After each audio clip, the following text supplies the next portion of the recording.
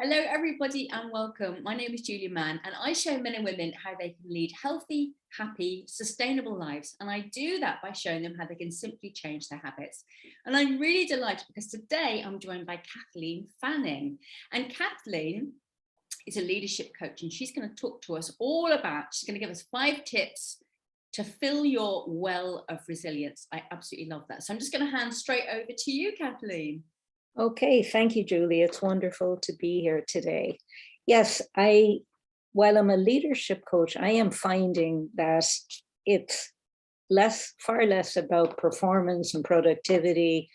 And what's underneath is the struggles we all share in terms of boundaries and negative thinking and the imposter, perhaps, which many women in particular feel. So that's why I've been drawn to kind of resilience and that idea of filling the well, because it keeps getting emptied. And certainly the last few years have emptied us, to a great extent. And I think we're only recognizing even the level of anxiety left over from that. Okay, so if it's okay with you, I have 5 tips. Great. Okay, so 5 simple tips, because for me, they need to be simple or I don't do them. And the one is, you're not going to be surprised, breath.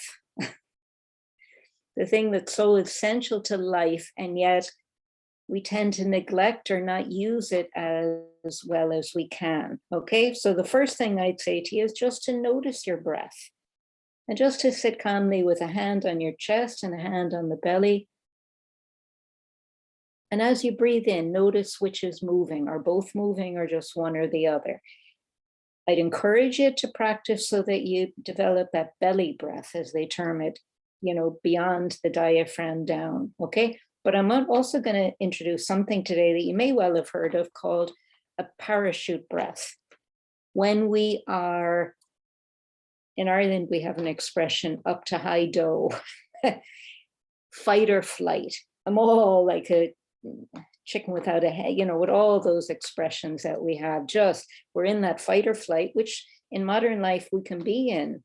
The same mechanism that if a Siberian tiger was coming at me can happen when I'm stuck in traffic, which is mad, but that's just the way it is. So the parachute breath is to bring us very quickly down from fight or flight into relaxation. So it's a real gem, I think. Take a good breath in through your nose. Exhale through the mouth, in through the nose, and even that kind of straw shape, as if you had a straw in your mouth. And a longer exhalation down. I find even as I demonstrated, it kind of relaxes me too. Okay, another one has to do with calming our mind. I don't think there's anybody in the world that doesn't have a chatterbox and probably a critic in the head. Why did I say that? Oh, golly, I should have combed my hair before I came up. All kinds of things that go in our head. Okay, so in the last couple of years, I've trained as a positive intelligence coach. And positive intelligence is drawing on all that mindfulness, cognitive behavior, all kinds of things. But the big thing I learned from it that helps with this calming of the mind, get out of the head into the body. So notice, because this is where the stress is, up in the head. Anything that connects you right into your body, notice, focus on a physical sensation, touch. This is one of the little exercises we do, just to anything with the tactile sense, maybe visual, to kind of just look at something and notice the colors. Again, it's just getting out of our head. Doesn't matter what we do. Hearing, it might be to notice sounds in the distance or close, maybe listen to my own breath. And then, of course, breath. Just to focus on breath gets me out of, and it calms that kind of hamster wheel, which I think, and I see you nod. So I think Julie, like everybody, this is human, but it's also stressed human, and we don't have to be in that stage. Okay, can I keep going there, Julie? Do. Okay, so I have 3 more for you. And here's something that I think we all experience: negative thinking. I do believe, and I think there's some evidence with this, that maybe some of us have a predisposition to more negativity or to more positivity, the half glass full, half empty, that kind of thing. But anyway, for all of us, the way to combat, because I think we do need to combat, it's a strong word, that negative thinking, one simple way is to start the day on a positive footing.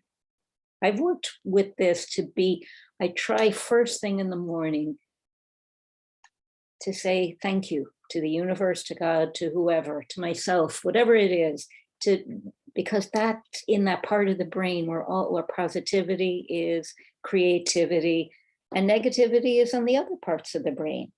So be aware of negative thoughts as they arise. This is another one, little extra with it, and question, are they valid or helpful? Not everything that's in there is either helpful or useful. Do you know, we spend a lot of time thinking of things that just we'd never say to anybody else, and yet we criticize ourselves for, okay? Fourth one is to do with our emotions. And I've learned, Shirzad Chamine is the person who developed positive intelligence. Amazing, simple stuff, but very amazing. And he uses this image of my hand on a hot stove. I'd never keep, God forbid if I had that. There is a term for when you can't feel sensation, but for most of us, thankfully, that's not the case. We'd never keep our hand, if we accidentally put our hand on it, we'd take it off immediately. But it's different. Negative emotions, we can stay there, and it's like, oh, you know, and either directed at me, directed at somebody else. So the suggestion here is, again, take that hand off the emotional hot stove. And the way to do that is, again, in the body. Breathe, tactile, visual, anything that you notice. Just even notice yourself sitting in the chair, your feet on the floor. Anything that distracts, I think, from that negative thought, okay? And the fifth one, I think, pulls it together. And this may be familiar to many of you. And it's something I did not ever have until recent years, to have a morning routine. Some people are more routine, natural. I'm kind of go with the flow. But I've learned the value in having a morning routine, to drink some water first thing. We tend to be dehydrated. We haven't, 6, 7, 8 hours, hopefully. Drink some water. Things like meditation, breathing, just before you get up, to kind of get your start on the footing that you want. There's lots of apps that are wonderful. Don't put on the radio right away. Don't go onto Facebook, Twitter, leave that for a little. Give yourself time to kind of wake up and be there. Gratitude is a wonderful way to start the day and to finish the day, I might add. And then some movement, exercise, dance.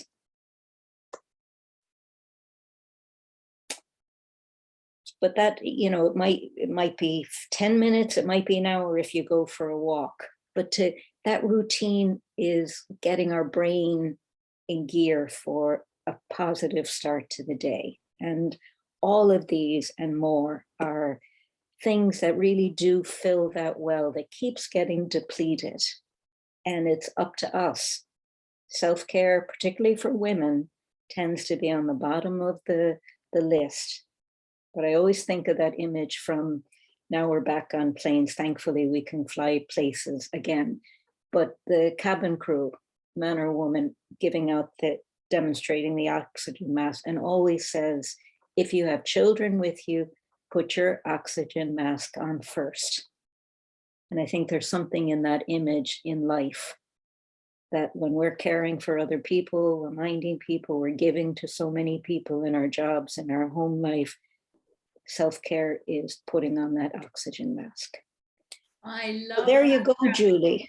Fantastic. And I do have a morning routine, and those are things that I practice. Good, and it took me a long time to really, make that a routine, but it's so worth it. So Some of you watching, you may have heard of those things before, but the thing is, it's not the same as actually doing them and doing them on a regular basis. So if I were you, if you're not doing them, then just start and see what difference it makes. So Kathleen, thank you so much. I really recommend that you all check out Kathleen. She's fantastic. Her information will be below this, this video. So check her out, ask her questions, and take advantage of some of the things that she has. She's an absolute gift. So thank you, Kathleen, and thank you, Julie. Thank you.